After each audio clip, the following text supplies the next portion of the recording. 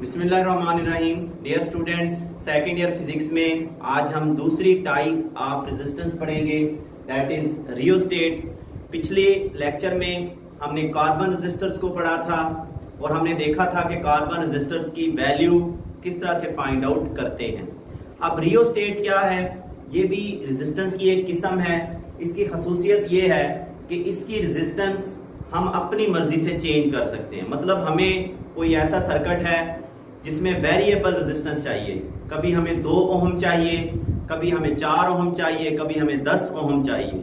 तो ऐसा सर्किट जो हमें या ऐसा रेजिस्टर जो हमें वेरिएबल रेजिस्टेंस देगा उसको हम क्या कहेंगे? रियोस्टेट। तो हम कह सकते हैं इसकी डेफिनेशन में, it is a variable resistor. It is a variable resistor. इसी बात को अगर हम घुमा के यूं लिखें, a resistor whose resistance can be changed, a resistor whose resistance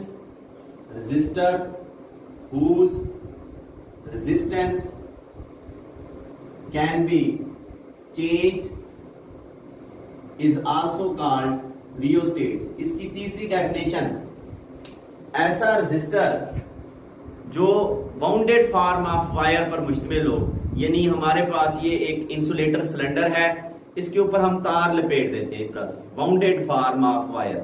तो वाउंडेड फॉर्म ऑफ वायर से जो रेजिस्टर बनेगा वो भी रियोस्टेट कहलाता है। इट इज, तीसरी डेफिनेशन करेंगे, it is wounded form of resistor. ये रेजिस्टर की एक बाउंडेड फॉर्म है। अगर हम इसकी देखें कंस्ट्रक्शन, ये बनता कैसे है, तो it is made of bare magnetic wire. ये मैग्नेटिक वायर से बनेगा। अब मैग्नेटिक वायर क्या है? ये एक अलाय है, निकल का, आयरन का, कॉपर का, मुख्तलिफ मेटेरियल को मिला के ये एक अलाय है। निकल, आयरन जैसे मैंने नाम लिए हैं। अब इस मैग्नेटिक वायर को हम बाउंड करेंगे। Magnetic wire is bound on an insulator. एक इंसुलेटर के ऊपर बाउंड, ये जैसे मैंने यहां पे ड्रा भी किया है, ये इंसुलेटर के ऊपर इस तरह से तारों को हमने लपेट दिया है। अगर हम देखें इसकी कंस्ट्रक्शन में, it has 2 terminals, has 2 fix terminals. कौन कौन से फिक्स टर्मिनल हैं जी इसके? उनका नाम है ए और ये वाला बी, ए एंड बी हमारे पास। और एक थर्ड टर्मिनल भी हमें नजर आ रहा है, ये वाला, इसको कहते हैं स्लाइडिंग कॉन्टैक्ट। इसकी खासियत ये है कि ये यहाँ पे है, इसको हम ये यहाँ भी लेके आ सकते हैं स्लाइड करके, और इसको यहाँ पे भी लेके जा सकते हैं। तो तीसरा है and it has sliding contact C. Contact C इसकी एक और होता है। अगर हम चले जाएं इसके यूजेस की तरफ, किसके यूजेस? रियोस्टेट के। तो रियोस्टेट को हम फिलहाल हमारे सिलेबस में 2 यूजेस हम डिस्कस करेंगे। एक है as a variable resistor, as a variable resistor के तौर पर हम इसको यूज करेंगे, और दूसरा यूज है as a potential divider, as a potential divider. अब ज़ाहिर है इन दोनों यूजेस को हम डिटेल में देखेंगे। सबसे पहले हम पढ़ेंगे वेरिएबल रेजिस्टर।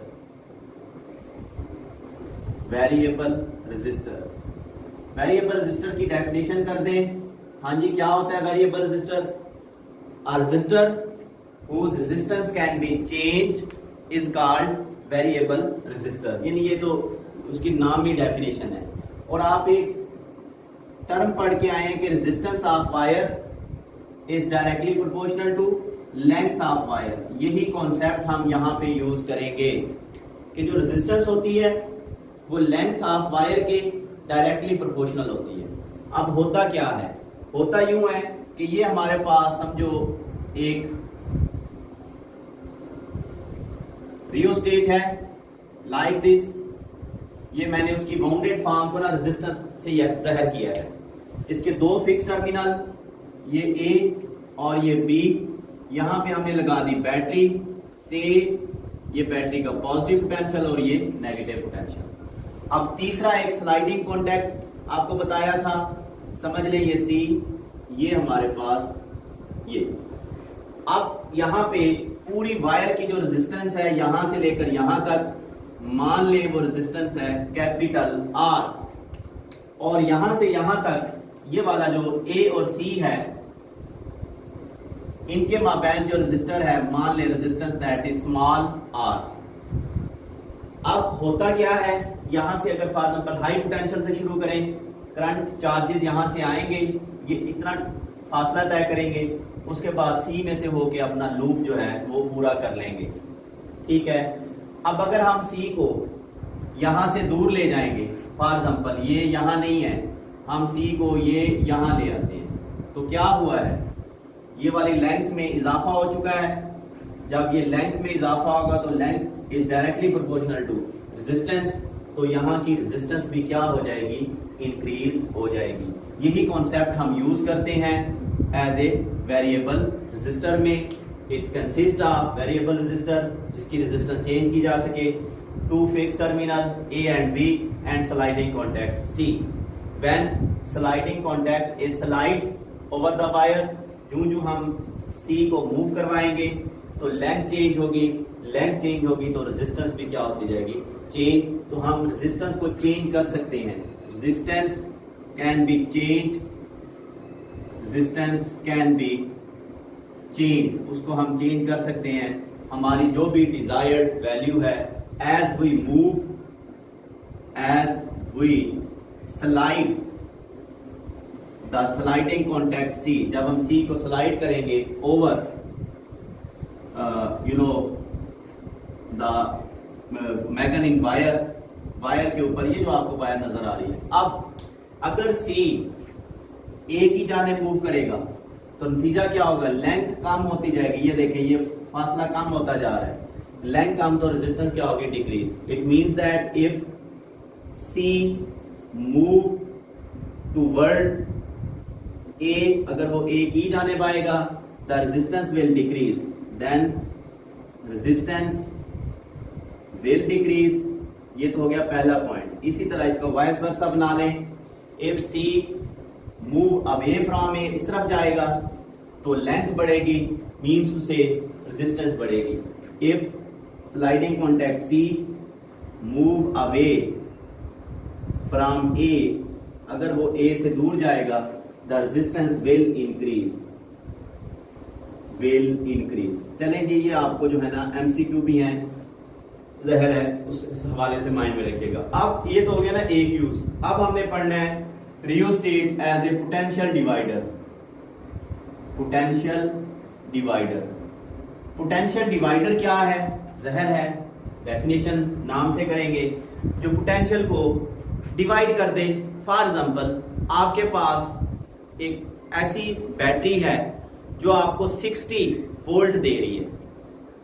अब बैटरी कितने वोल्ट दे रही है, 60 वोल्ट, और आपने एक लैपटॉप चार्ज करना है जो कि चार्ज होता है फॉर एग्जांपल 12 वोल्ट के ऊपर।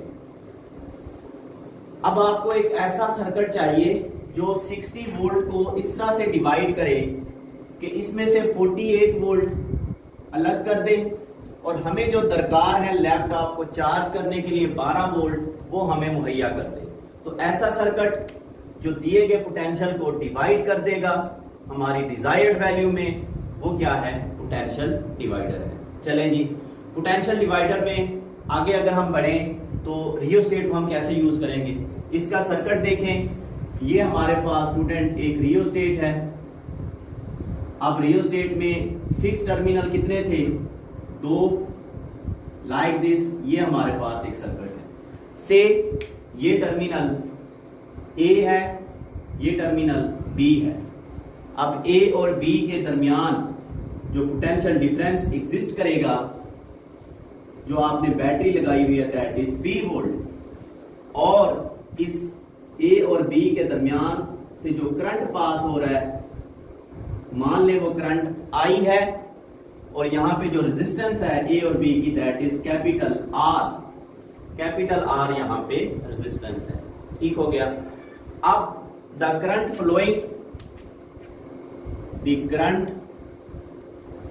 फ्लोइंग जो पास हो रहा है फ्रॉम द सर्किट,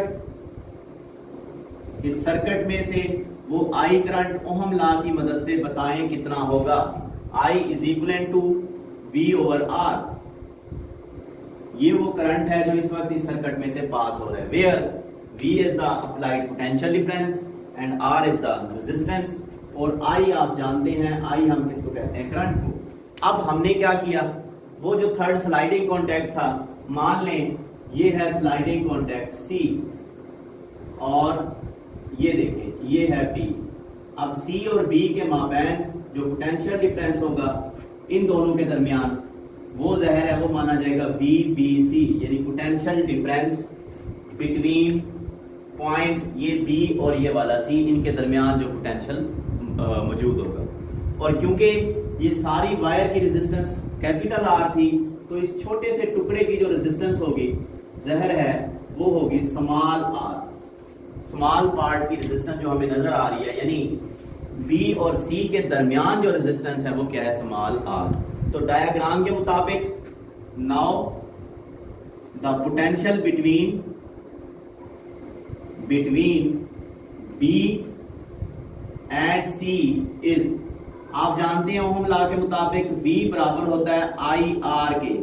ये ओहम लॉ का मेन फार्मूला है, मगर मैं यहाँ पे कैपिटल R नहीं लिख रहा, यहाँ पे मैं स्मॉल r लिख रहा हूं। ये देखें IR, और चूंकि ये पोटेंशियल B और C का है तो यहाँ पे लिख देते हैं VBC। आपको समझ आ जानी चाहिए कि ये स्मॉल r क्यों लिखा है।